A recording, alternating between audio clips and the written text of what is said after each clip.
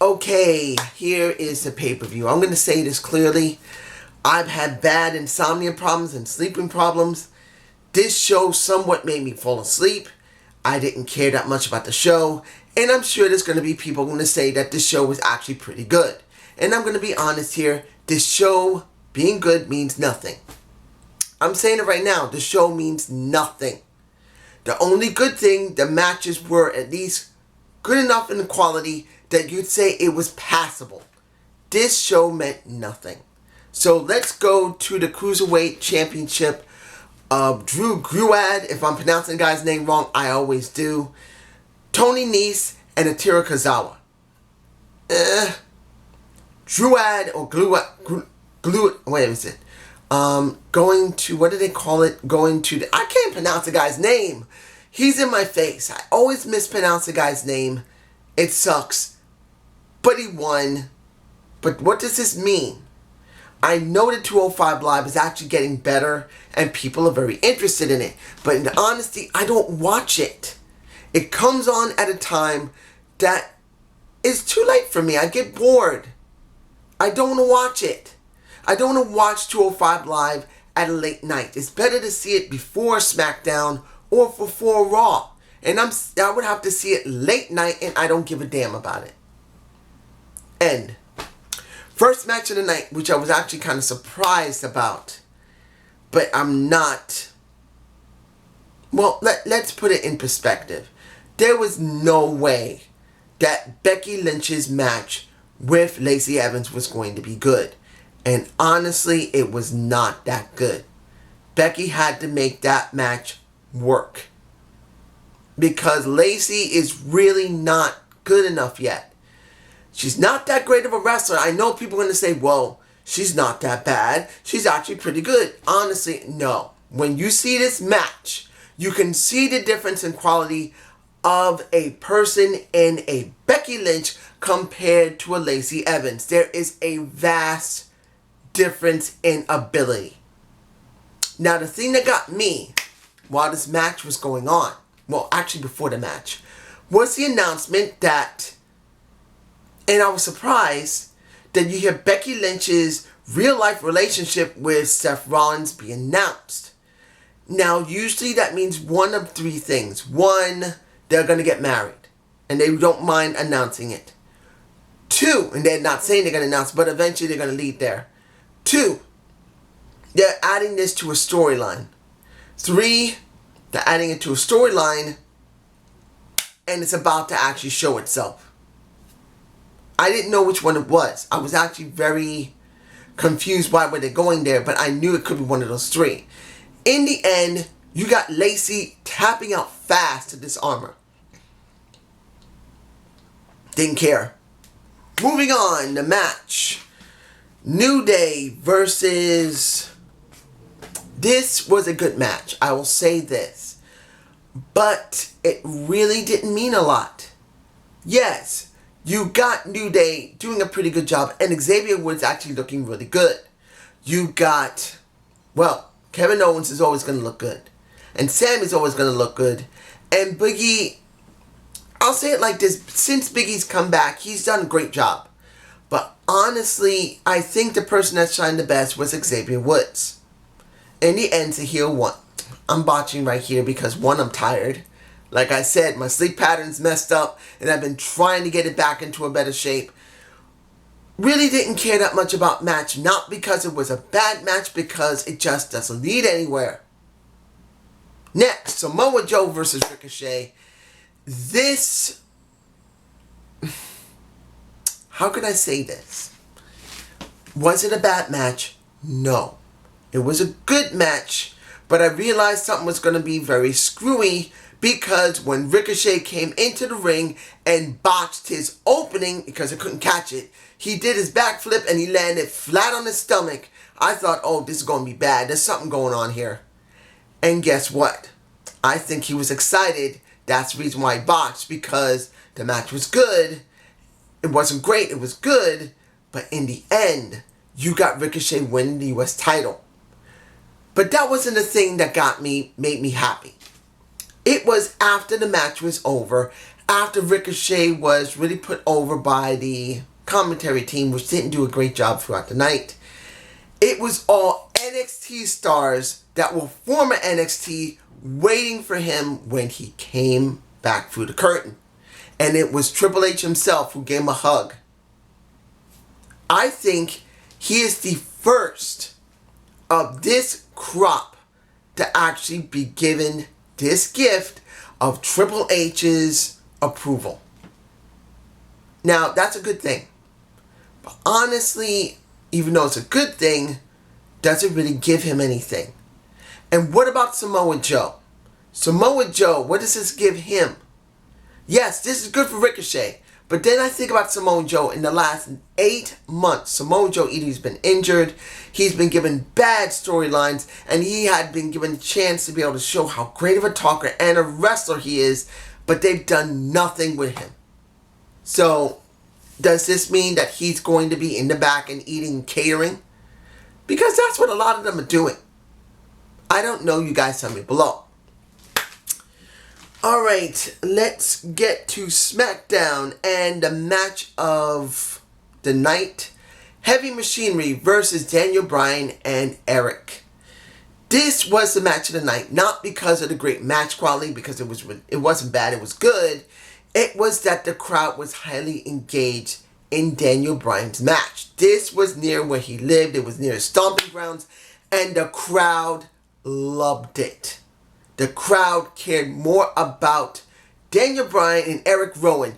They were the faces here. Heavy Machinery was being booed. Now, was it bad between Heavy Machinery and the tag champs? No, I did enjoy the interaction. It was really good. And in the end, the tag team champions of SmackDown won. Now, the question is going to be, will Heavy Machinery get something extra? Here is the match. I want to get this over with because thinking about it is making me tired. Because I did fall asleep partially at this match. This was Drew versus I was legitimately, by this time, I'm going to be honest here, this show began to feel like it was dragging. Yes, there were some decent matches that I was alright with. But I felt tired. I wanted to go to sleep. And once this match came on, I started dozing off. I didn't care. You know why? Because it was a lose-lose situation. Because if Roman won, what does this actually mean? Roman has no one to really feud with.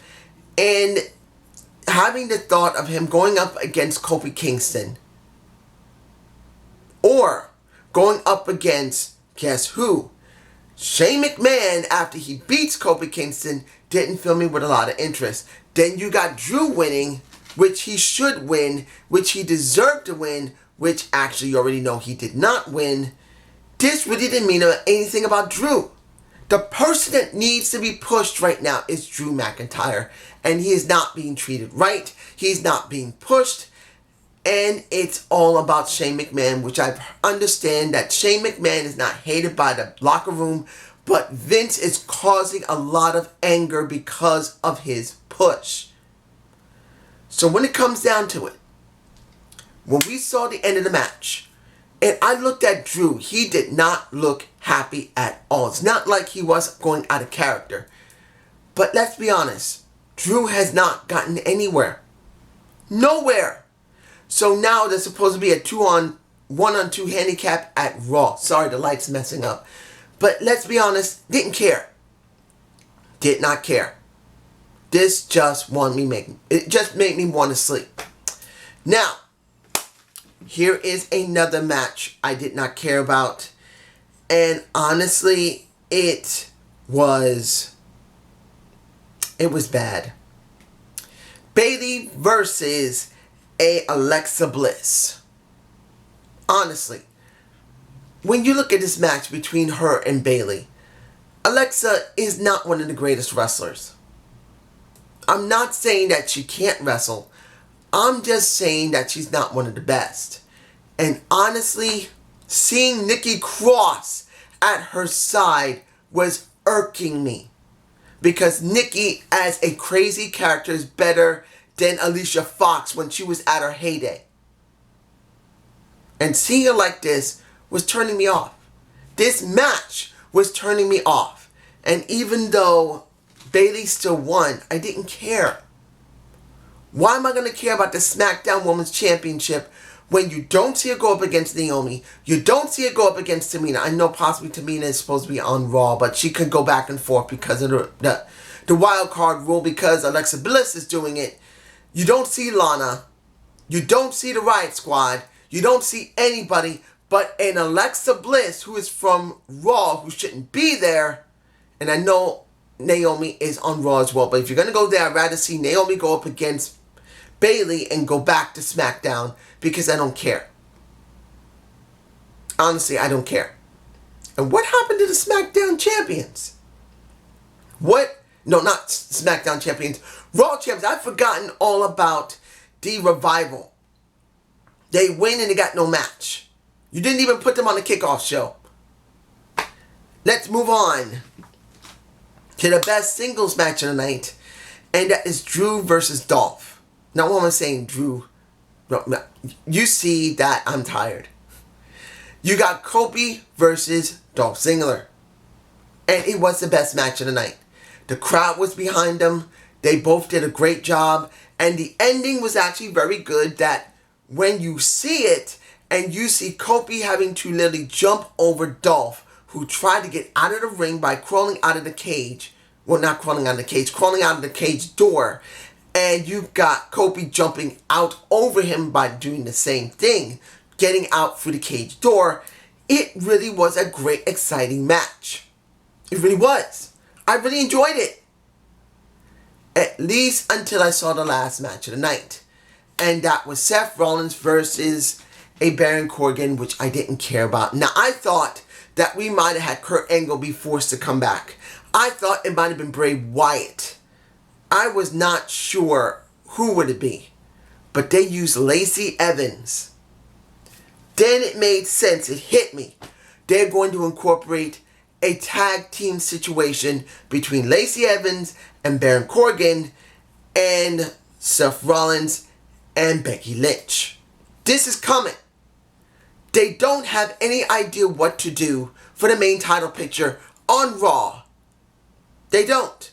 You're not giving us a new feud. You're going to keep Baron Corbin dealing with a Seth Rollins while Becky Lynch is going to keep dealing with Lacey Evans. It's coming. And I admit, I fell asleep. I don't even know how Becky helped Seth Rollins. I was bored. I didn't want to see it. And yes, I know people can say, well, that was actually not bad. It wasn't a bad match. You're talking about seeing a Baron Corbin, who I used to really like. Who, the love for the guy is gone. I hate the guy because of how he's been pushed. Seth Rollins, who legitimately has no one to work with but a Baron Corbin. Not going to put him up against anyone because no one's been built. And then you throw two women who just opened the show.